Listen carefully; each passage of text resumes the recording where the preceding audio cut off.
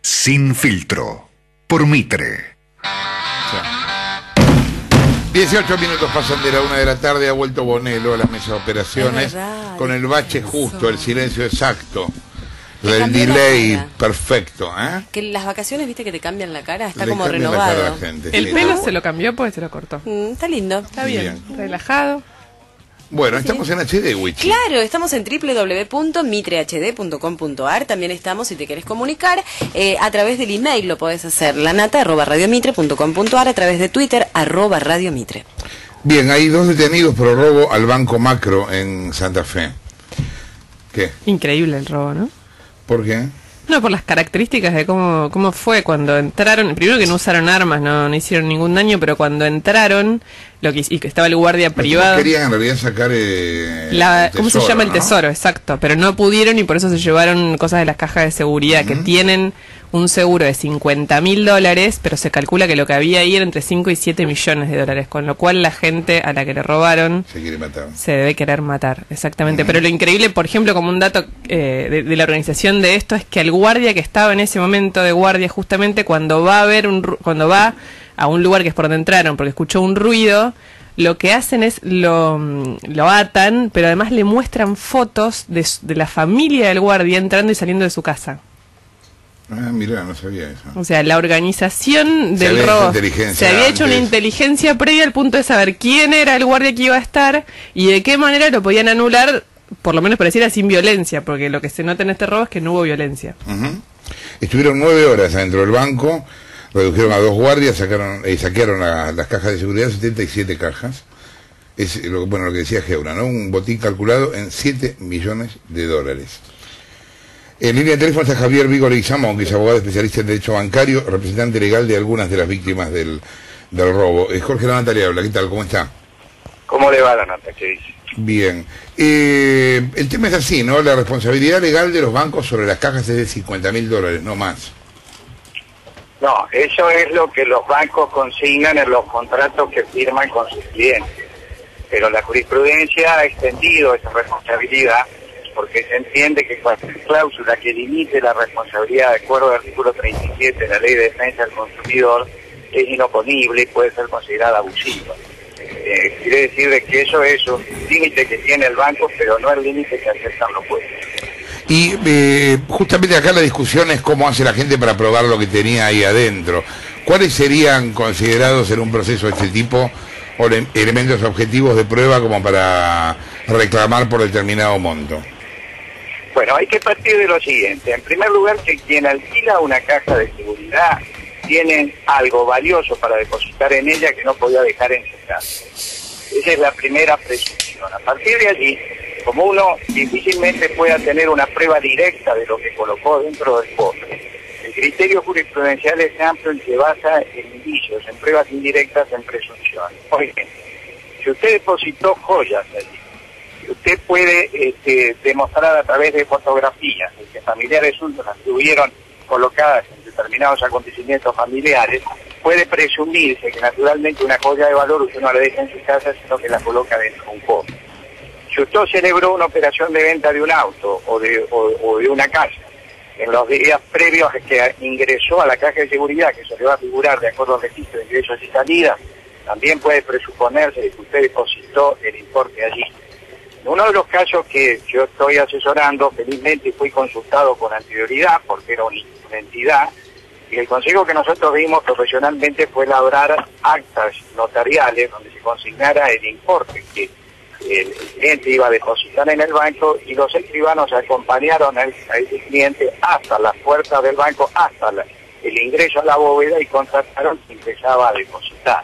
Ahora, perdón, Leguizamón, ¿lo acompañaban cuando depositaba y también cuando sacaba o solo cuando depositaba? No, lo acompañaban hasta la puerta del ingreso a la bóveda. A la bóveda no ingresaron, pero constataron de que la persona tenía una determinada cantidad de dinero, fue al banco y que ingresó a la caja de seguridad en tablilla. Está bien, pero la misma persona... Eso es lo ideal que uno puede hacer, ¿no es cierto? Yo entiendo, ahora, la misma persona puede haber ido el otro día a haberlo sacado. No, bueno, la clave está en que usted cada vez que va al banco en ese sentido, y si son cantidades importantes, tenga la prudencia de elaborar un acta notarial. Pero perdóneme, Leguizamón, pero yo puedo, Gravia lo saluda, yo puedo hacer el acta notarial. Entro a la caja, la verdad es que no deposito nada y me voy con toda la plata. ¿Eso se podría hacer o no? Eso usted lo puede hacer si actúa de mala fe. No, sí. En el caso en que usted tenga una sucesión de actas notariales, eso usted le agregue, ¿no es cierto? Si usted tiene declarado el dinero, si usted tiene las constancias, es decir, en sus balances, bueno, son una serie de presunciones que la justicia no va a pasar por alto. Y le hago otra consulta, ¿cómo se toma el daño moral? Supóngase que yo tenía ahí una alhaja de mi madre que falleció y que para mí tiene un valor incalculable mucho más allá de lo material. ¿Se puede hacer un juicio por daño moral? En los parámetros de responsabilidad usted puede reclamar el daño patrimonial sufrido, el daño moral, no únicamente por el valor afectivo, sino por el grado tensional. Yo le puedo asegurar que en el día de ayer la tensión de la gente en las puertas del banco era tremenda, hubo gente que se compuso, etcétera. Ese es un daño moral que la jurisprudencia lo ha indemnizado normalmente. También usted puede pedir el lucro cesante, es decir, si eventualmente usted tenía previsto hacer un negocio con el dinero que fue despojado y puede probarlo, también puede reclamar ese lucro. Si es amplia la responsabilidad, obviamente que tiene que haber parámetros constitutivos de análisis, no de la misma. Leguizamón, se supone, quizás sea un estereotipo, quizás no, hola. Sí, no, le decía, se supone que parte del dinero que está en una caja de seguridad es dinero no declarado. ¿Esto no afecta para nada el fondo del reclamo? No, son dos cosas distintas.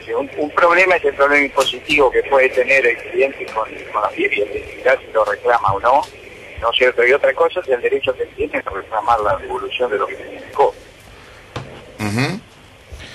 Un problema es con el banco y el otro con el Estado, eventualmente. Ahora, hay también puede haber, eventualmente, esto hay que evaluarlo, una responsabilidad del Estado en su obligación de control. Porque había reglamentaciones que se habían dictado hace poco tiempo donde establecían determinadas medidas de seguridad adicionales que tenían que colocarse en las cajas.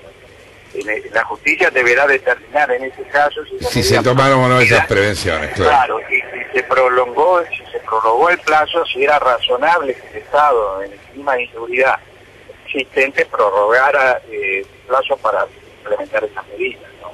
¿Usted ya tomó contacto con la gente del banco o no? Aún no, porque esto fue muy reciente. Mis clientes están preparando la documentación correspondiente, pero va a ser evidente el diálogo con ellos. Doctor, y de los últimos antecedentes, yo recuerdo un robo a caja de seguridad muy importante en el barrio de Belgrano. ¿Usted sabe si finalmente el banco pagó, cuánto pagó, si están en litigio los dueños de las cajas de seguridad? Mire, yo creo que el espectro o el abanico es variado, ¿no? Hay casos donde han llegado a una transacción y otros no. Pero sí le puedo decir de que hay pronunciamientos judiciales varios que amplían la responsabilidad. Digamos, desde el punto de vista del cliente, el consejo sería: no se apure, no actúe en estado de emoción, tranquilícese, serénese, consulte un abogado cualquiera sea, y sepa que el límite fijado por el banco en el contrato es un límite que yendo a la justicia usted puede ampliarlo. Digamos, cuánto puede ampliarlo dependerá de la magnitud de la prueba que uno pueda rendir y de los elementos objetivos que tenga. Pero no es un límite perentorio que al cual uno deba aceptar inexorablemente. Por el otro lado, también está el tema de si el banco tiene obligación de devolver en la moneda en que la gente había depositado en el cofre, ¿no es cierto? Porque si alguien depositó dólares, ¿a qué pauta se lo van a devolver? Claro. En este sentido hay fallos también que establecen que se debe devolver en la misma moneda que estaba depositada, porque se entiende que es una deuda de valor. En base a su experiencia, en general, ¿estos juicios se concilian o se va a juicio? No, yo creo que hay un amplio número de casos donde se concilia, porque también el banco tiene que medir los efectos que su prestigio puede tener, no darle a los clientes una respuesta. Hay veces que lo que posteriormente tienen que invertir, es decir, para recuperar el prestigio, es mayor que lo que podrían haberse ahorrado dándole satisfacción a la gente. Indudablemente ha visto violada la confianza que había depositada, porque el banco tiene una obligación de custodia y tiene una responsabilidad agravada por ser experto financiero. Por lo cual las medidas de seguridad tienen que ser muy importantes. Y las noticias que salen a la luz nos dan cuenta que entraron por un balancín sin rejas, bueno, la violación de las normas de seguridad está. Gracias por la comunicación. Javier Vigo Leguizamón, quien hablaba, abogado especialista en derecho bancario, representante legal de algunas de las víctimas de este robo en el Banco Macro, el Santa Fe 77, cajas de seguridad. Geuna. Un dato más de la investigación, que ahora tiene 2 detenidos y que se esperan varios allanamientos y una conferencia de prensa de la policía. Un tema importante que está investigando el juez del caso es que se ignoraron 2 alarmas mientras estaba robando. Un llamado al 911 y una de las alarmas. La policía llegó muy tarde a pesar de tener avisos previos. Y por eso se está haciendo un trabajo particular sobre si la policía hizo zona o complicidad. O complicidad. ¿Pero la llamada al 911 lo hicieron desde el banco? No está especificado desde dónde, a lo mejor fue desde afuera. Lo concreto es que hubo, o sea, está confirmado que hubo un llamado y que sonó una alarma y que fue eso. O sea, algún vecino habrá visto un movimiento sospechoso. Claro. Exacto. Podría haber sido, es lo que dice la nota. Lo que tienen que saber ahora es si eso fue complicidad o desidia. Bien, Independiente. Qué Otra vez. Club. Otra vez. Tremendo como alguien dirá que la Corpo está gestionando estos ataques de barra brava, ¿no? Porque desde que habló la presidenta dándoles cierta cobertura, diciendo que eran muchachos de pasión, que era muy lindo cómo aguantaban los trapos, se desató una cantidad de hechos que de cualquier manera, venían desde antes, pero los nuevos hechos resuenan mucho más porque aquellas palabras desde la cima del poder, que a todos nos sonaron muy extrañas, bueno, tuvieron su correlato. Yo me acuerdo aquel día te dije, ojo, porque esto es un cheque en blanco para los barras, y los barras suelen cobrarlo en efectivo, y lo están cobrando en efectivo. ¿Qué pasó en Independiente? Independiente era un club tomado directamente por la Barra Brava durante la gestión de Comparada. Pero directamente tomado por la barra, que ganaba muchísimo dinero. De hecho, el jefe de la Barra Brava, que se llama Pablo Bebote Álvarez, en realidad se llama Pablo Álvarez, y le dicen Bebote, es un tipo con muchísimo dinero, mucho de ello hecho gracias a su gestión como jefe de la Barra Brava Independiente. A punto tal, tenían esta relación, que era intermediario. Independiente construyó su cancha. La cancha tenía que valer 20 millones, costó 80. En el medio se tragaron 40 palos, lo que suele suceder en los clubes argentinos y en muchas obras públicas de los estados nacionales y provinciales. Pero lo más gracioso de todo es que el jefe de la Barra Brava parecía como intermediario de muchas operaciones. Si vos querías poner las plateas en la cancha Independiente, tenías que ir a hablar con la barra. No querías que ir a hablar con la barra. Directamente en los registros del club aparecía que el intermediario había sido el jefe de la barra. Pues si era o no era, no importa, pero le pagaban por ahí. ¿Se entiende? Y le pagaban fortuna, le han llegado a pagar más de $150.000 por una operación. Estamos hablando de muchísimo dinero. ¿Qué pasó? Cuando llegó Javier Cantero a la presidencia del club, Javier Cantero llega con un discurso que es: se acabaron las barras, porque la verdad que la gente estaba podrida de lo que sucedía en el club, y empezó a cortar algunos negocios. A principios de este año fue mucho más explícito en cortar absolutamente todo, después de una investigación que había hecho John Olé, donde se demostraba que de cualquier manera el club le seguía dando plata para algunas cosas. Aún con Cantero a la barra. En realidad les estaban pagando las banderas. Bueno, Cantero dijo que si eso estaba mal también, como que él quería la fiesta, no la violencia, pero si eso estaba mal, también les cortaba, y les cortó definitivamente todo el chorro, entendiendo además de que la filtración a la prensa había venido de la propia barra, que quería lo quería hacer caer. A partir de ahí no se le dio un peso más a la gente Independiente, con lo cual la barra Independiente comenzó a ver de dónde rapiñaba el dinero.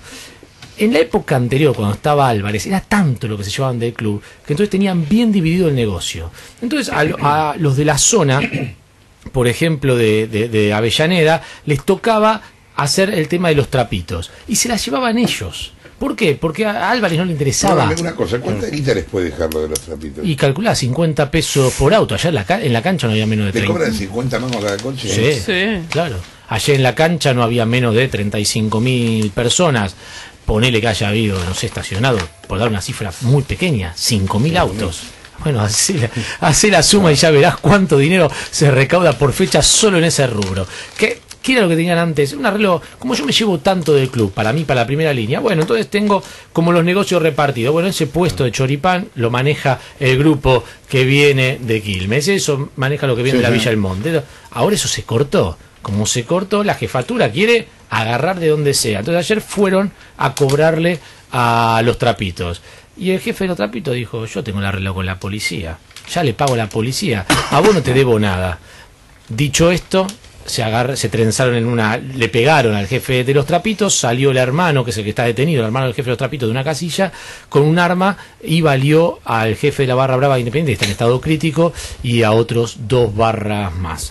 Todo tiene que ver con el negocio que se mueve alrededor del fútbol. ¿Y qué pasa con el jefe de la barra brava? ¿Está mal? ¿Está realmente? Sí, digamos, el balazo, es un balazo que le ingresó por la axila, le perforó un pulmón, la bala todavía está alojada, le rozó la aorta y la bala está alojada en el cuerpo. Fue operado hoy a madrugada, lo tienen en terapia intensiva en un estado medianamente estable, pero con pronóstico muy reservado. ¿Y esto qué fue en las afueras de la cancha? Esto fue en una zona que se llama Siete Puentes, esto es muy cerca de la cancha Independiente. Quien conozca Avellaneda sabe que hay una zona yendo como si fuera, sería suroeste más o menos de la cancha. Hay una zona denominada Siete Puentes y esto sucedió exactamente ahí. Hay otra versión. ¿La policía intervino? ¿Pasó algo?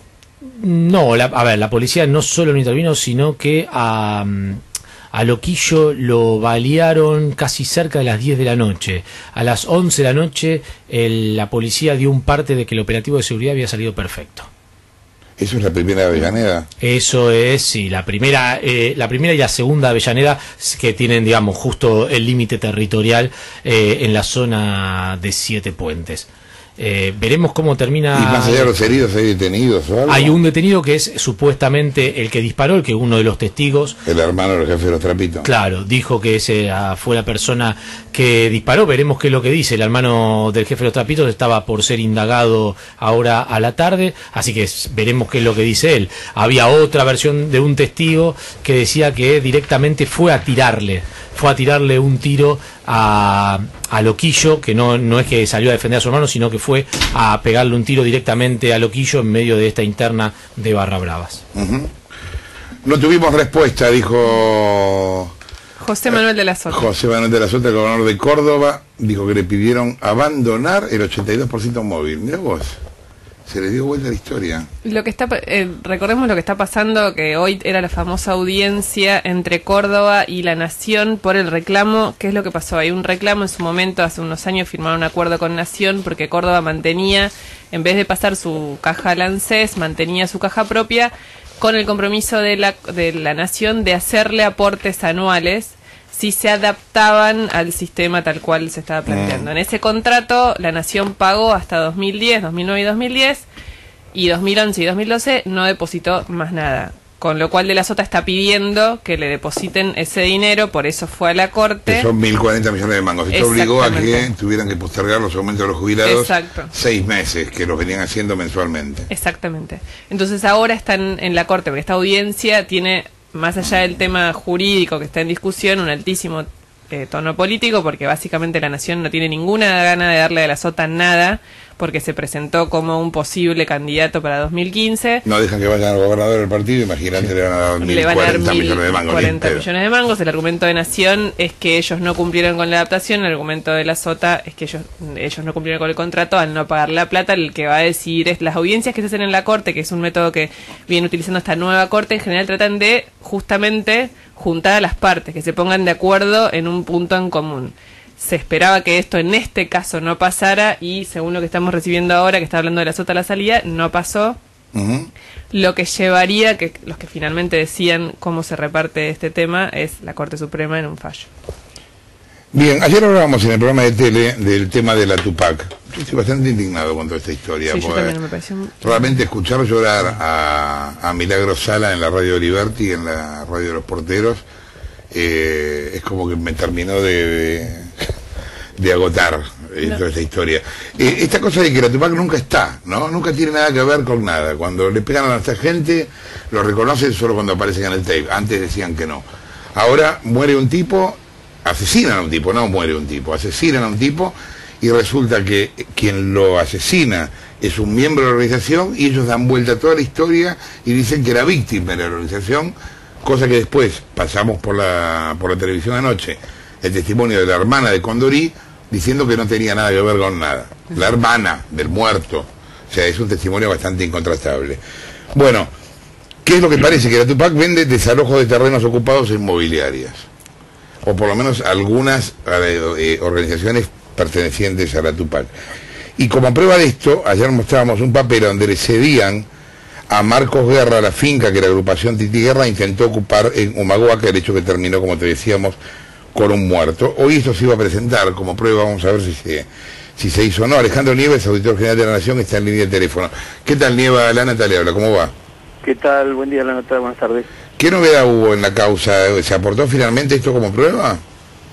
Tengo entendido que a últimas horas, acá el horario termina a las 13 horas, el horario judicial, que se estaba presentando esa prueba que usted anoche señalaba, que es esta documentación que apareció el día sábado, con un recibo que efectivamente es firmado por Marcos Guerra, que está detenido por homicidio, por el cual se le pagan a él una suma de dinero para perpetrar el desalojo de estas familias y ocupar estos terrenos en Humahuaca, ¿no? Más otra documentación de un loteo bastante poco transparente, bastante turbio, donde aparecen comprando adjudicatarios de bienes, personas que no son de Humahuaca precisamente, que no tienen nada que ver con necesidades sociales, o no es nada que se parezca a una cuestión social con la que pueda justificar su aparición esta organización Titi Guerra, ¿no? Nieva, el vínculo entre la organización Titi Guerra y la Tupac Amaru es evidentemente así, estamos de acuerdo, ¿no? Absolutamente, absolutamente. Es más, tiene varios años. No es que solamente apareció ese día que estuvo usted en esa foto o las otras que se pudieron conocer. Yo hablaba con funcionarios municipales de la Municipalidad de San Salvador de Jujuy que me contaban de numerosas incursiones de la Tupac, en donde aparecía tanto Milagro como Titi Guerra, siempre con expresiones de mucha violencia, ¿no? Así que está absolutamente claro, primero, que la organización Titi Guerra forma parte de la Tupac. Está claro que están utilizando recursos públicos para atender programas sociales con fines que no son precisamente fines sociales. Aparecen, como hemos visto, digamos, vehículos 4x4. Hace muy poco creo que ha comprado Milagro Salas 30 vehículos de contado en una concesionaria de Jujuy, y luego esos son utilizados por estas organizaciones, que en este caso... ¿Qué son esos Fiat Palio famosos? Estos Fiat Idea y Palio, Fiat Idea, y todo lo demás, ¿no? Y 4x4 también, ¿no? Así que efectivamente, creo que está comprobada esa relación, que están utilizando muy mal recursos que deben ser destinados a la seguridad social, digamos, atender problemas sociales, y que además hay elementos violentos que tienen armas y que son las cosas que deberán investigarse, porque esto se viene denunciando hace tiempo en Jujuy. No es que haya sido una acusación temeraria esto, sino que, bueno, aquí queda en evidencia que efectivamente hay organizaciones, en esta organización hay elementos que, bueno, no están haciendo las cosas, no están cumpliendo ni con sus objetivos, y al contrario, están violando la ley. Ahora, Nieva, ¿qué más hace falta para que el gobierno de Jujuy haga algo? Bueno, esto es lo que... Pues ya murió una persona, digamos, o sea, ¿cuánta gente más? Claro, fíjese usted que ha tenido que salir el pueblo de Humahuaca. No fueron, digamos, no fue la autoridad policial, sino que fue el pueblo de Humahuaca la que salió a defender a una familia que estaba siendo atropellada por estos grupos que habían llegado de Jujuy. El gobierno de la provincia había consentido que se trasladaran estos grupos que pasaron en colectivos y todo lo demás, una banda de 150 personas, sin que les haya pedido absolutamente un papel, en donde además llevaban armas. Entonces, además, fíjese usted lo peligroso de esto. Aquí aparece una nueva modalidad. Este empresario, esta inmobiliaria que está con este negocio inmobiliario, ya no recurre a la justicia para pedir un desalojo, sino que acude a estas organizaciones violentas que forman parte de esta red de Tupac Amaru y de Milagro Salas, para que por una medida de acción directa perpetren el desalojo. Esto es, ¿no? Porque esto confirma lo de que el Estado no tiene el monopolio de la fuerza, que también la fuerza la tienen legitimada y es pública estos grupos privados. ¿Usted diría que hay una especie de gobierno paralelo en Jujuy? Y sí, hay algo así. Fíjese usted que, digamos, Milagro Sala se habla y se sabe que tiene infiltrada inclusive la propia policía de la provincia de Jujuy, que tiene a su servicio. Cuando ustedes tuvieron ese incidente, había un comisario retirado, sí, claro, que estaba sí. allí al frente, y sabemos que hay muchos policías en actividad que trabajan para ella. Entonces, el día viernes organizó un acto propio en el Día del Maestro con auspicio del gobierno de la provincia. Entonces, eso no me parece que sea bueno. Bueno, el vicepresidente de la Nación estuvo ahí compartiendo con ella el acto por el éxodo jujeño. Ese hecho fue vergonzoso. Los jujeños están realmente muy enojados con lo que pasó ese día. Fíjese usted que el 22 de agosto es una fecha, el 23 de agosto, el día antes, se hace la marcha evocativa, donde los gauchos de Jujuy hacen una marcha, y ese día los gauchos tuvieron problemas con la organización de Milagro Salas, con la Tupac, que copó el acto. Ella estaba Shakira, usted sabe, esa chica que apareció. Sí, la de Jardín de Infantes. La de Jardín de Infantes, que estando imputada por aquel delito todavía, con cuestiones pendientes con la justicia, ordenaba cómo se organizaban las cosas en el palco al lado de autoridades nacionales y provinciales. Gracias por la comunicación, Nieva. Alejandro Nieva, quien hablaba, auditor general de la Nación. Es increíble la historia en Jujuy, sí. Pero aparte trasciende al propio gobierno de Jujuy, porque acá quien debe intervenir es la presidencia. Evidentemente, si Milagro Sala tiene poder es porque Vudú, Cristina y demás se lo dan. De alguna manera interviene la presidencia. No, claro, en contra. Sí, claro, en contra de la gente y a favor de... Sí, a mí lo que me parece Sala. más cínico de todo esto es un poco lo que decíamos ayer, que es como la pérdida del interés sobre los hechos. O sea, en este caso, digamos, es muy difícil que ella pueda negar que ese tipo era de su agrupación, digamos, las pruebas son muy contundentes, la respuesta que ella da es muy débil, que es justo el último día que sacó una foto, al día siguiente lo sacó de la agrupación. Es muy difícil de entender, y la responsabilidad hasta ahora, por lo que se sabe de la causa judicial de Marcos Guerra, es muy importante. Con lo cual, lo que parece increíble es la defensa de Milagro Sala por lo que ella hace, digamos, en términos sociales, que también lo tenemos que reconocer. De hecho, cuando hicimos el informe lo trabajamos muchísimo, pero eso no quita el vínculo con este señor. Es un desastre. O sea, entraron a un lugar y mataron a un tipo. Igual de 29 años. Claro, o sea, ¿desde qué lugar te parás a defenderlo con los elementos que hay? Y por eso es como la pérdida de interés sobre los hechos, cuando ahora se la defiende como si estuviera siendo atacada por una conspiración internacional, Milagro Sala. Igual todo lo increíble es la creación de un Estado paralelo, sí, ¿no? Por supuesto. Eso es el germen, me parece, un montón de cosas. Si el Estado estaría presente, probablemente se trabajaría de otra manera. 1:46. La nata sin filtro. Por Mitre. Curiosity. 1:54. Viví lo mejor del Rugby Championship junto a DirecTV, acompañando a los Pumas en este gran desafío frente a los mejores del mundo. Suscríbete llamando al 0810-666-2900. ¿Anotó? No vi que anotó. ¿Cómo? 0810-666-2900. Muy, pero muy bien. DirecTV. Lo tengo anotado acá, lo tengo tatuado. Nadie te da más en deportes. Bien. Osvaldo Bazán. Escuchá esta historia. Muy interesante. ¿Saben de qué se trata la película Balada de un pueblo? El romance de Néstor y Cristina. Me estás jodiendo. Del romance de Néstor y Cristina. Es un chiste de Capusotto. No es un chiste de Capusotto. No, es una película, en serio hicieron una película que se llama Balada de un pueblo. No solo no la hicieron, la anunciaron ya 3 veces. Se viene anunciando esta película desde diciembre de... Sí, desde diciembre del otro año. No, pero viene a tono con las inauguraciones del gobierno. Exacto. Bueno, sobre el gobierno, los tipos la anuncian, no hacen nunca. Es una productora llamada Che Producciones y va a estar dirigida, se anuncia, por Pablo Jotic. ¿Quién es Pablo Jotic? ¿Quién es la productora? La productora se hizo 2 películas. Una se estrenó, que es una película que se vio en el Gomón, que se llama El Abismo, y con Palomino, Fiore y Raúl Rizzo, una película que transcurre en la década del 70. ¿Y la viste? La vio muy poca gente, yo no estoy entre esos privilegiados. Pero la dieron en el Gomón este verano unas semanas, tuvo críticas. ¿No vas al Gomón? Sí, voy a veces voy al Gomón. pero tuvo críticas desde buenas a malas. Lo cierto es que además hizo otra película Insistió, que también protagoniza, sí.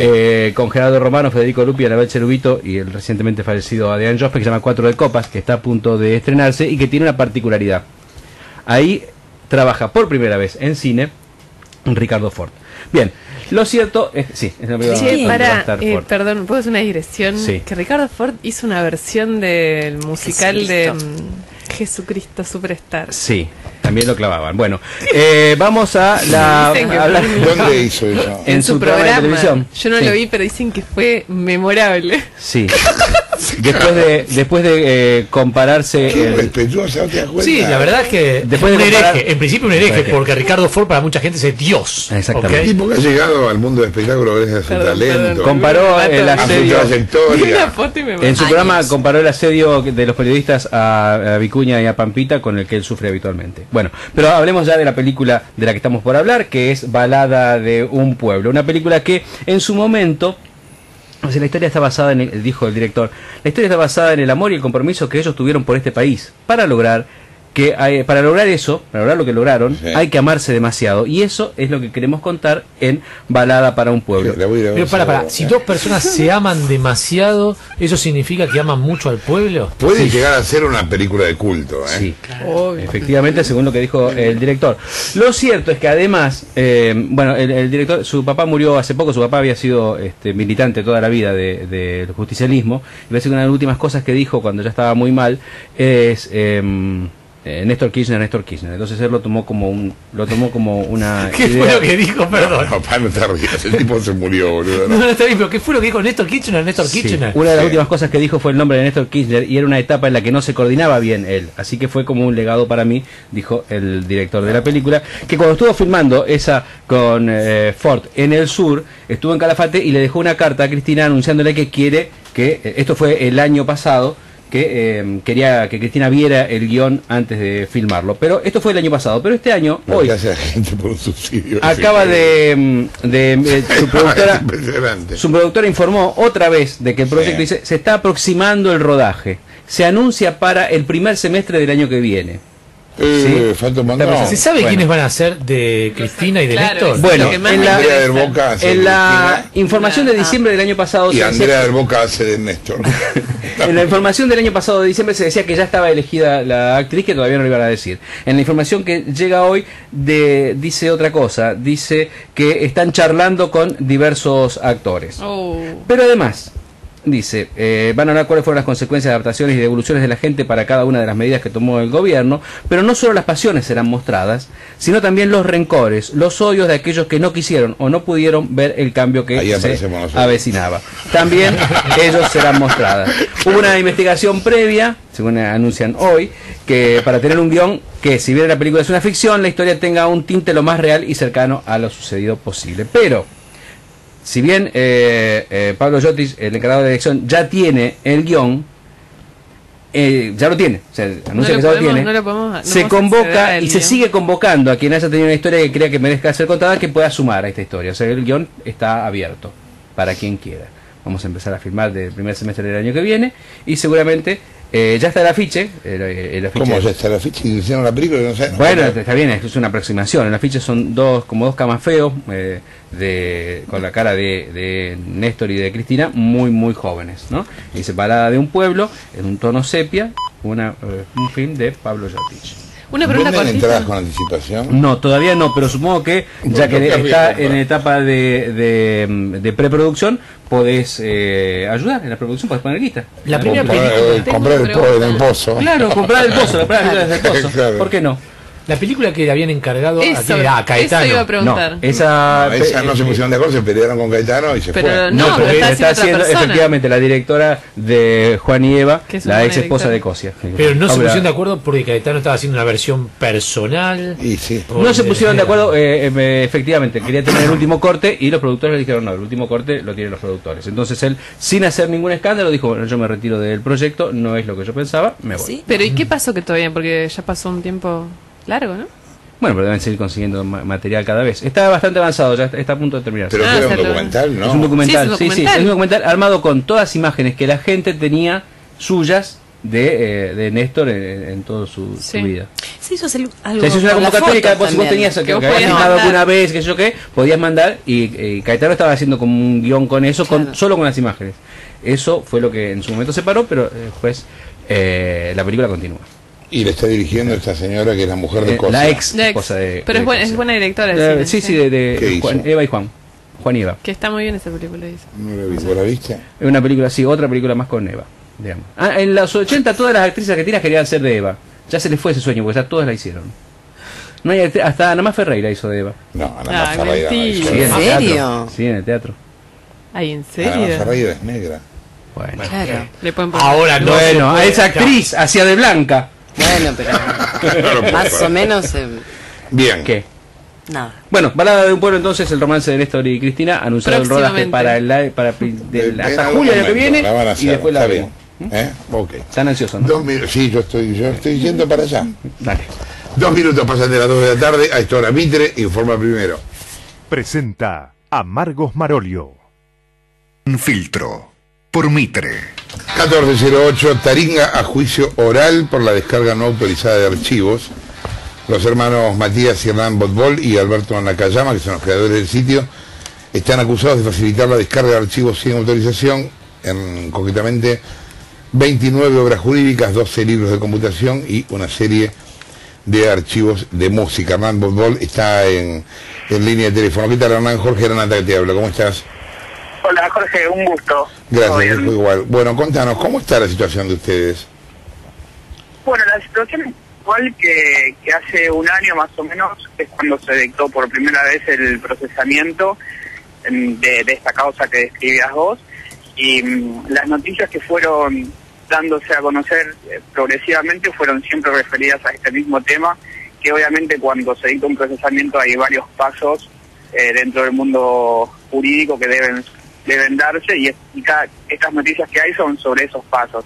Todavía nosotros no tenemos ninguna información sobre qué juzgado estaría entendiendo sobre nuestra causa, y bueno, de todas maneras esto lo que se había dictado es un procesamiento que, si bien suena como alarmista en cierta medida, es una instancia previa a un juicio oral donde todavía queda mucho por decir de nuestro lado para demostrar que Taringa ni ningún sitio web que brinda a los usuarios una plataforma de comunicación realiza algún tipo de actividad ilícita.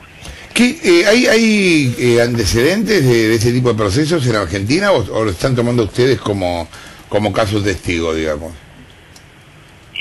Mira, la ley con la cual se nos está procesando es de 1930 y es la ley de propiedad intelectual, y no, en Argentina, hasta donde yo sé, no ha habido otros casos penales. Este es el tema que quizás hace un poco de ruido, o al menos a nosotros nos llamó la atención cuando nos enteramos de esta instancia, porque fue una demanda penal y no civil como Claro. se supondría que debería ser.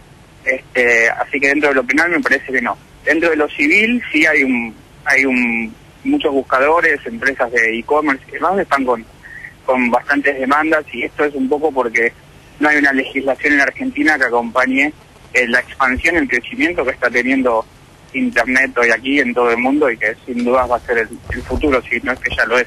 Hernán, Gustavo Gravia te saluda. Si bien vos decís que es un paso más dentro del proceso y tienen muchas cosas para decir, la información es que ya tienen designado un tribunal oral que va a ser el 26, con lo cual ya no hay marcha atrás con la posibilidad de que no vayan a juicio oral. De hecho, la información lo que dice es que ustedes pidieron la nulidad de lo actuado a la Cámara y la Cámara confirmó todo lo que hizo el juez de primera instancia, Eduardo Affis Nicholson.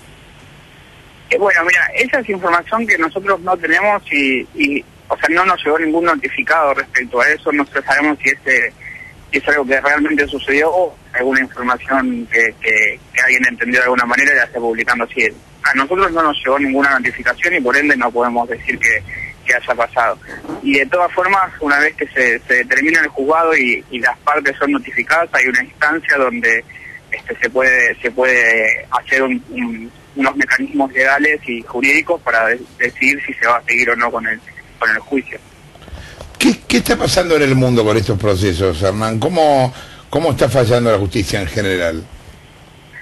En los países que nosotros consideramos que están entendiendo de manera adecuada estos temas, directamente no llegan a juicio o no hay una instancia legal, porque hay mecanismos que benefician a todos. Esto, ojo, nosotros no estamos diciendo que Internet sea viva la pepa y que se haga cualquier cosa, sino que haya un marco regulatorio. Por ejemplo, en Estados Unidos, en 1999 o 98, Clinton firma un tratado que se llama DMCA, donde establece todos los mecanismos y las responsabilidades y obligaciones y protecciones que van a tener los sitios y los intermediarios de información en Internet. Y eso un poco se usó en todo el mundo como base para decir cuál era la legislación vigente para determinar las reglas de juego. El problema es esto, que en Argentina no hay una legislación y se está usando una ley de 1930 para entender una realidad que no tiene nada que ver con lo que pasaba en esa época. Ahora, Hernán, ¿hay alguna posibilidad de que por cada descarga que haga algún usuario, suponete, de algún archivo de música o de alguna obra jurídica cuyo enlace se deriva de Taringa, esa persona cobre algo por ese clic? ¿O ustedes se lo plantearon alguna vez? Hay algunos proveedores de los hosting que brindan alojamiento de archivos que se llaman cyberlockers, que a los usuarios que suben archivos, después cuando alguien lo baja le pagan unos centavitos, y eso, si lo multiplicás por millones, puede llegar a ser un ingreso considerable. En Taringa esos tipos de hosting, de cyberlockers, están absolutamente prohibidos. No es posible desde Taringa linkear algún tipo de archivo que después le pague a la persona que lo subió. Y en cierta medida, si bien Taringa tiene un posicionamiento, o se entiende a veces que Taringa es un sitio que un sitio de descargas o demás, hoy en día ya no es así, y menos del 4% de los links y de las páginas y las visitas que hay vistas tienen algún tipo de enlace a cyberlockers. Hola, Hernán, buenas tardes. Osvaldo Basante habla. Vos me decís que los están juzgando con una ley de 1930. ¿Y cómo es la analogía que se hace? ¿Cómo plantean que una cosa que se puede hacer ahora con la tecnología que no existía, cómo se juzga? Bueno, se juzga mal o no se puede hacer. En realidad el delito que a nosotros nos tratan de acusar es de estafa. O sea, la carátula es como de estafa, que yo no soy abogado, no sé mucho más de lo que hablo con mis abogados. Pero ¿y por qué estafa? ¿Sí? ¿A quién estás estafando? ¿Cómo? ¿Por qué estafa? No entiendo, ¿a quién están estafando? Y yo creo que hay un tema donde por ejemplo, las editoriales jurídicas, que son las que promovieron la causa principalmente, vieron que había un movimiento nuevo donde la gente está consumiendo contenidos en Internet, y eso la verdad que es algo que recién está empezando a verse lo que va a ser Internet en unos años. Estamos haciendo una analogía con cuando empezó la electricidad a hacerse masiva. Bueno, esto recién estamos haciendo los análisis de lo que va a venir gracias a que existe la electricidad y todo lo que va a venir porque existe Internet. Pero vos no considerás, Hernán, que en algún punto pueden estar violando la ley de propiedad intelectual. ¿Qué cosa? Que Taringa, a través de estas descargas gratuitas que enlaza, pueden estar violando la ley de propiedad intelectual del autor de un libro, por ejemplo. Y nosotros pensamos que lo que hace Taringa o cualquier sitio que le brinda a los usuarios una plataforma para que después interactúen, no puede ser considerado un delito. Y es así como se entiende en la mayoría de los países del mundo. En Taringa hay 19 millones de usuarios registrados y ingresan 70 millones de personas al mes. Entonces, como un administrador es literalmente imposible poder regular todo lo que está pasando dentro del sitio. Y sí, todos los sitios cuentan con un canal de denuncias donde si alguien ve un contenido que no corresponde que esté, envía una notificación y se elimina casi en el momento. ¿Pensaste la posibilidad de pasar 6 años en cárcel? Podría ser, pero no por esto, tendría que hacer alguna otra macana. Gracias, viejo, por la comunicación. Gracias, un abrazo grande. Otro, el gran Bobol, quien hablaba, uno de los titulares de Taringa. Es una discusión pendiente todavía toda esta historia, ¿no? Hace poco, ¿te acordás cuando vino, yo me acuerdo, Marcelo Birmacher? Sí. Y no me acuerdo quién era el especialista. Había una chica que hablaba a favor y es una discusión que no es imposible de saldar, ¿no? Pero en todo caso no tiene encuadramiento legal, eso es lo que es muy claro. Cuando se discutió la ley de medios, se me había invitado a hablar en el Senado sobre la ley de medios, ¿no? Y lo primero que yo dije, más allá de que a mí me parecía que la ley no estaba mal, pero que estaba hecha en la facultad, que era muy teórica, bla, bla, bla, y que era de difícil aplicación, es, perdón, acá falta internet.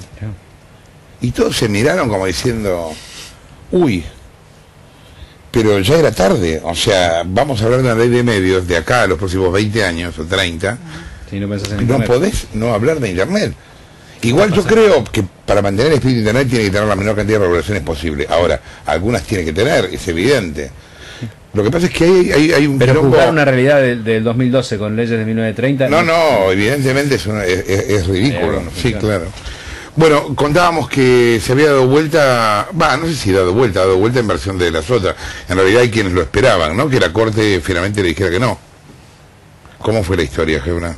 Que le dijera, digamos, lo que se hizo hoy, concretamente, es solo una audiencia de conciliación, en donde se acercan las partes para ver si se ponen de acuerdo entre sí, y si no se ponen de acuerdo, aún si se hubieran puesto de acuerdo, después eso tenía que terminar de resolver, pero lo que se esperaba es que si podían, de alguna manera, se pusieran de acuerdo y finalmente eso solucionara el problema. No es lo que pasó. La única información que hay oficial hasta ahora es la que dio de la Sota al salir de la reunión, donde dice que no le ofrecieron nada y que de hecho les dijeron que tenían que salirse del 82% móvil. Esa es la información que da de la Sota hasta ahora.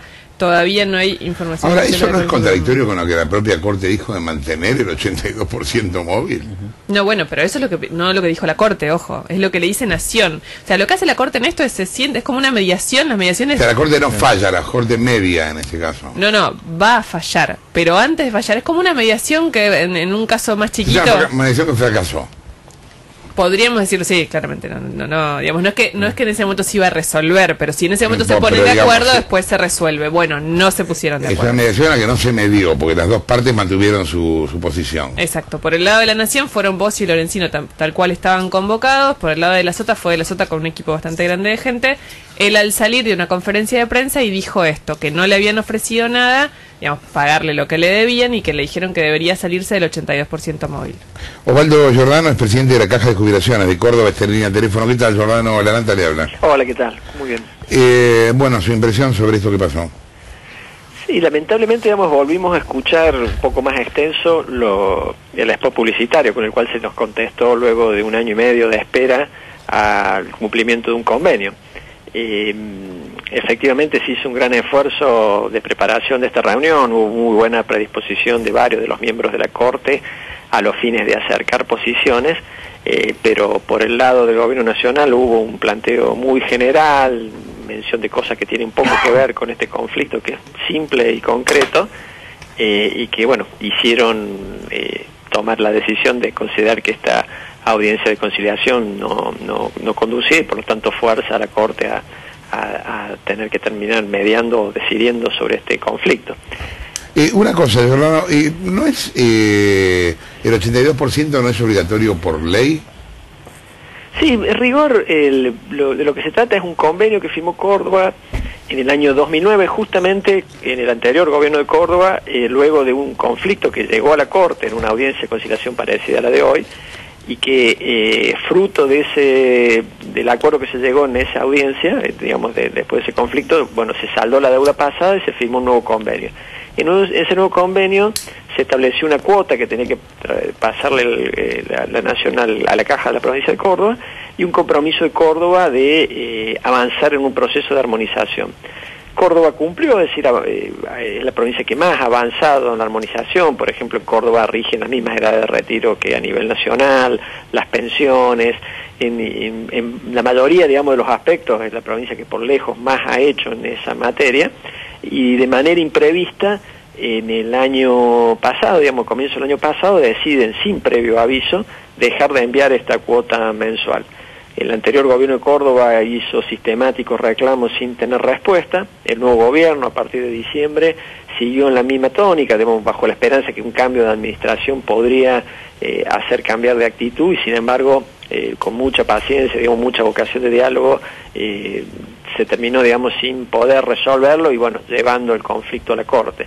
Pero es estrictamente un convenio muy simple, un convenio de una página, y en el cual deliberadamente, sin que haya ningún tipo de justificativo, imprevistamente se dejó de enviar la cuota, y eso genera un enorme problema, no solo para los jubilados de Córdoba, sino para toda la provincia, porque el sistema previsional termina siendo financiado con rentas generales, y bueno, las rentas generales afectan, digamos, obras de infraestructura o servicios que tiene que hacer la provincia, que por este incumplimiento de la nación lleva a que se usen los recursos para pagar la jubilación y no hacer lo que se tenía programado. ¿Y cómo sigue en términos jurídicos esta historia ahora?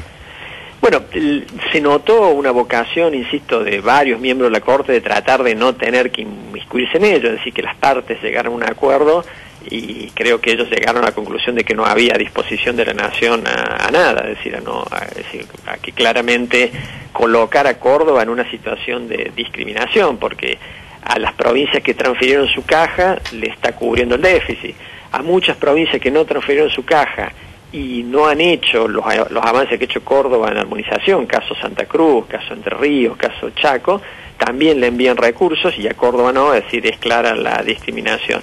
Como te decía, se hicieron muchos esfuerzos, no solo de parte nuestra, del gobierno de Córdoba, sino de varios miembros de la Corte, de tratar de buscar algún ámbito de punto de contacto y de acuerdo, pero fue clara y rígida la posición de la nación de no ceder nada, de que esta actitud discriminatoria se va a mantener hasta la última instancia, con lo cual fuerza a la Corte a tomar una decisión. Nosotros hemos pedido una medida cautelar que esperamos. La Corte no tiene un tiempo perentorio para tomarla. No tiene un tiempo, pero me parece que, bueno, creo que ellos con vocación de acuerdo convocaron a esta reunión. Creo que quedó claro quién no quiere llegar a un acuerdo, y por lo tanto, más allá de su voluntad, que obviamente ellos hubiesen querido que esto terminara en un acuerdo, por lo menos en otra etapa de negociación, tratando de apuntar a un acuerdo, quedó claro que era imposible, y por lo tanto, bueno, la decisión queda en sus manos de, primero, decidir el tema de la cautelar, que es un tema más rápido, y bueno, y queda el tema de fondo, donde la nación hará sus planteos y se resolverá en su momento. Gracias por la comunicación, Osvaldo Giordano, quien hablaba, presidente de la Caja de Jubilaciones de Córdoba. La nata sin filtro, por Mitre. Volteretas, a veces me encierro tras puertas abiertas, a veces... ¿Qué pasó? De silencio, es que a veces soy tuyo y a veces del viento.